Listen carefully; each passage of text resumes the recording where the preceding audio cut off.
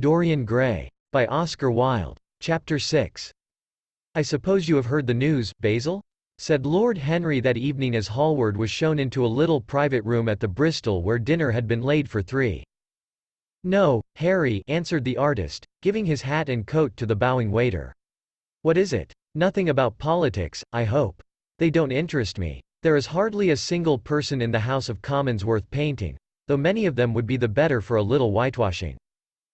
"Dorian Gray is engaged to be married," said Lord Henry, watching him as he spoke. Hallward started and then frowned. "Dorian engaged to be married?" he cried. "Impossible." "It is perfectly true." "To whom?" "To some little actress or other." "I can't believe it. Dorian is far too sensible.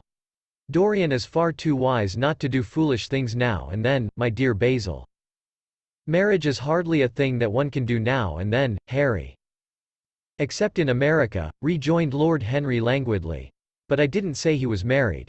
I said he was engaged to be married. There is a great difference. I have a distinct remembrance of being married, but I have no recollection at all of being engaged. I am inclined to think that I never was engaged. But think of Dorian's birth, and position, and wealth.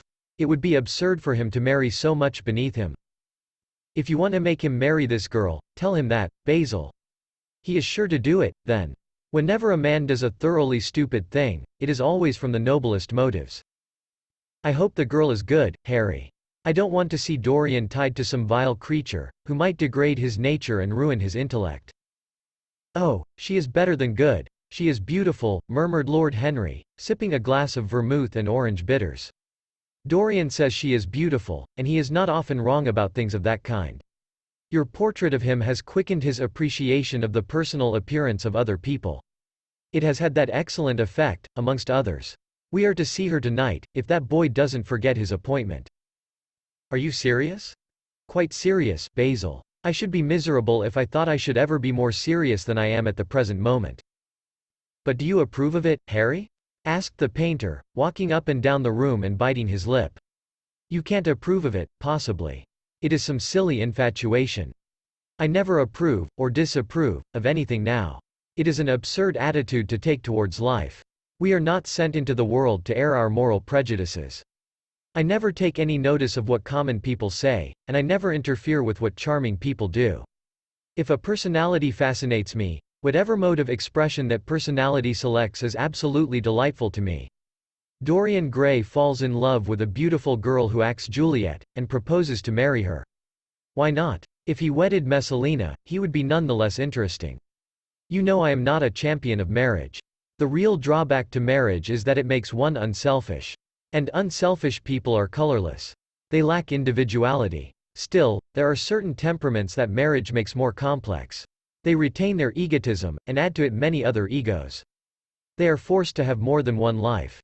They become more highly organized, and to be highly organized is, I should fancy, the object of man's existence. Besides, every experience is of value, and whatever one may say against marriage, it is certainly an experience. I hope that Dorian Gray will make this girl his wife, passionately adore her for 6 months, and then suddenly become fascinated by someone else. He would be a wonderful study. You don't mean a single word of all that, Harry, you know you don't. If Dorian Gray's life were spoiled, no one would be sorrier than yourself. You are much better than you pretend to be." Lord Henry laughed. "The reason we all like to think so well of others is that we are all afraid for ourselves. The basis of optimism is sheer terror. We think that we are generous because we credit our neighbor with the possession of those virtues that are likely to be a benefit to us. We praise the banker that we may overdraw our account, and find good qualities in the highwayman in the hope that he may spare our pockets. I mean everything that I have said. I have the greatest contempt for optimism. As for a spoiled life, no life is spoiled but one whose growth is arrested. If you want to mar a nature, you have merely to reform it. As for marriage, of course that would be silly, but there are other and more interesting bonds between men and women. I will certainly encourage them. They have the charm of being fashionable. But here is Dorian himself. He will tell you more than I can. My dear Harry, my dear Basil, you must both congratulate me," said the lad, throwing off his evening cape with its satin-lined wings and shaking each of his friends by the hand in turn. "I have never been so happy. Of course, it is sudden, all really delightful things are. And yet it seems to me to be the one thing I have been looking for all my life." He was flushed with excitement and pleasure, and looked extraordinarily handsome. "I hope you will always be very happy, Dorian," said Hallward, "but I don't quite forgive you for not having let me know of your engagement. You let Harry know." "And I don't forgive you for being late for dinner," broke in Lord Henry, putting his hand on the lad's shoulder and smiling as he spoke. "Come, let us sit down and try what the new chef here is like, and then you will tell us how it all came about." "There is really not much to tell," cried Dorian as they took their seats at the small round table. "What happened was simply this. After I left you yesterday evening, Harry, I dressed, had some dinner at that little Italian restaurant in Rupert Street you introduced me to, and went down at 8 o'clock to the theatre. Sybil was playing Rosalind. Of course, the scenery was dreadful and the Orlando absurd. But Sybil, you should have seen her. When she came on in her boy's clothes, she was perfectly wonderful. She wore a moss-colored velvet jerkin with cinnamon sleeves, slim, brown, cross-gartered hose, a dainty little green cap with a hawk's feather caught in a jewel, and a hooded cloak lined with dull red. She had never seemed to me more exquisite. She had all the delicate grace of that Tanagra figurine that you have in your studio, Basil. Her hair clustered round her face like dark leaves round a pale rose. As for her acting, well, you shall see her tonight. She is simply a born artist. I sat in the dingy box absolutely enthralled. I forgot that I was in London and in the 19th century. I was away with my love in a forest that no man had ever seen. After the performance was over, I went behind and spoke to her. As we were sitting together, suddenly there came into her eyes a look that I had never seen there before. My lips moved towards hers. We kissed each other. I can't describe to you what I felt at that moment. It seemed to me that all my life had been narrowed to one perfect point of rose-colored joy. She trembled all over and shook like a white narcissus. Then she flung herself on her knees and kissed my hands. I feel that I should not tell you all this, but I can't help it. Of course, our engagement is a dead secret. She has not even told her own mother. I don't know what my guardians will say. Lord Radley is sure to be furious. I don't care. I shall be of age in less than a year, and then I can do what I like. I have been right, Basil, haven't I, to take my love out of poetry and to find my wife in Shakespeare's plays? Lips that Shakespeare taught to speak have whispered their secret in my ear. I have had the arms of Rosalind around me, and kissed Juliet on the mouth. Yes, Dorian, I suppose you were right, said Hallward slowly. Have you seen her today? Asked Lord Henry. Dorian Gray shook his head. I left her in the forest of Arden. I shall find her in an orchard in Verona. Lord Henry sipped his champagne in a meditative manner. At what particular point did you mention the word marriage, Dorian? And what did she say in answer? Perhaps you forgot all about it. My dear Harry, I did not treat it as a business transaction, and I did not make any formal proposal. I told her that I loved her, and she said she was not worthy to be my wife. Not worthy? Why, the whole world is nothing to me compared with her. Women are wonderfully practical, murmured Lord Henry, much more practical than we are. In situations of that kind we often forget to say anything about marriage, and they always remind us. Hallward laid his hand upon his arm. Don't, Harry. You have annoyed Dorian. He is not like other men. He would never bring misery upon anyone. His nature is too fine for that. Lord Henry looked across the table. Dorian is never annoyed with me, he answered.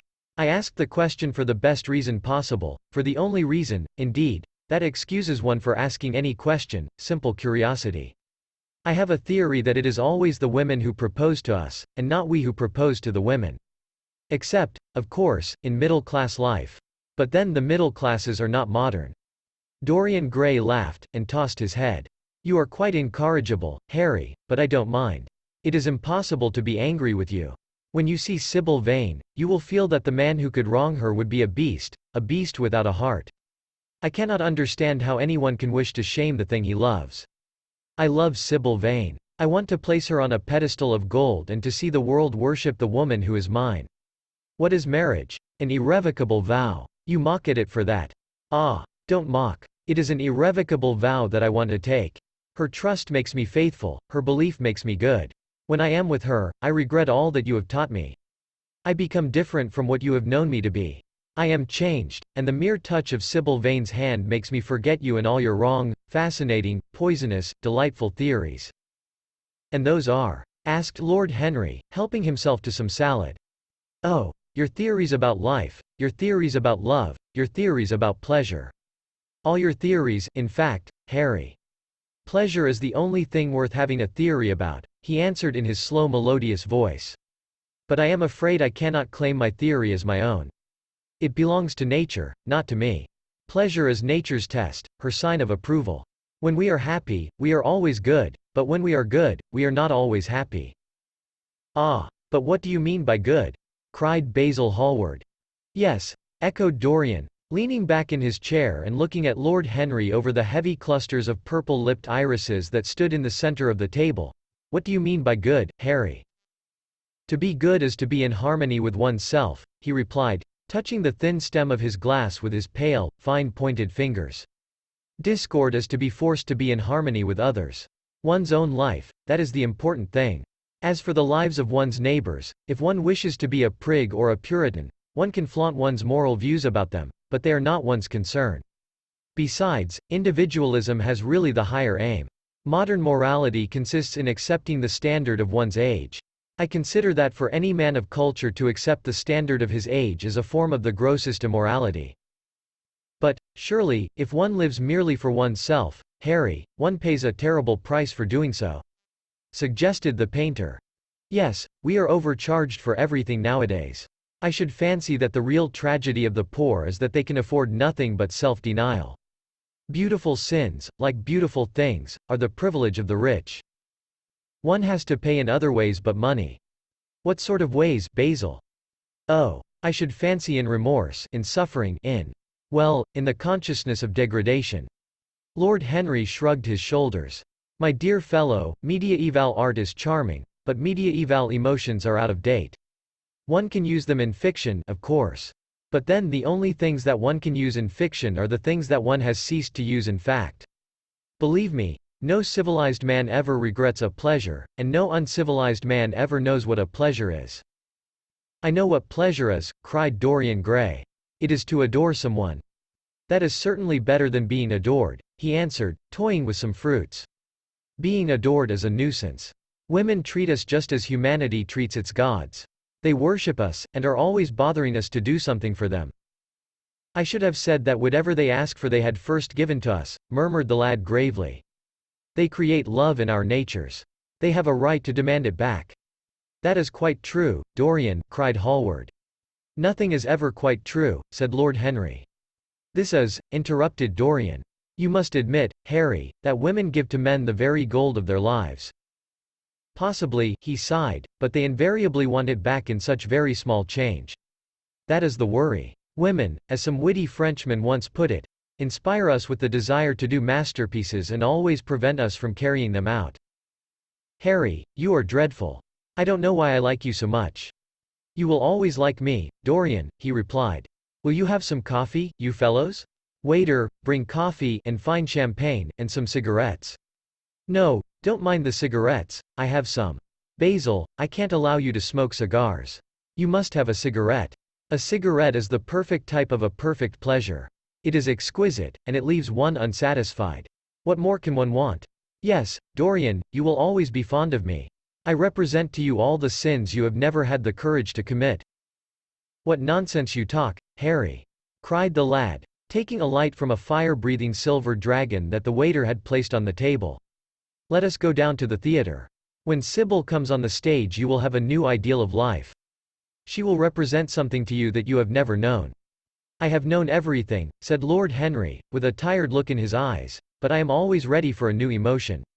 I am afraid, however, that, for me at any rate, there is no such thing. Still, your wonderful girl may thrill me. I love acting. It is so much more real than life. Let us go. Dorian, you will come with me. I am so sorry, Basil, but there is only room for two in the brougham. You must follow us in a hansom." They got up and put on their coats, sipping their coffee standing. The painter was silent and preoccupied. There was a gloom over him. He could not bear this marriage, and yet it seemed to him to be better than many other things that might have happened. After a few minutes, they all passed downstairs. He drove off by himself, as had been arranged, and watched the flashing lights of the little brougham in front of him. A strange sense of loss came over him. He felt that Dorian Gray would never again be to him all that he had been in the past. Life had come between them. His eyes darkened, and the crowded flaring streets became blurred to his eyes. When the cab drew up at the theatre, it seemed to him that he had grown years older.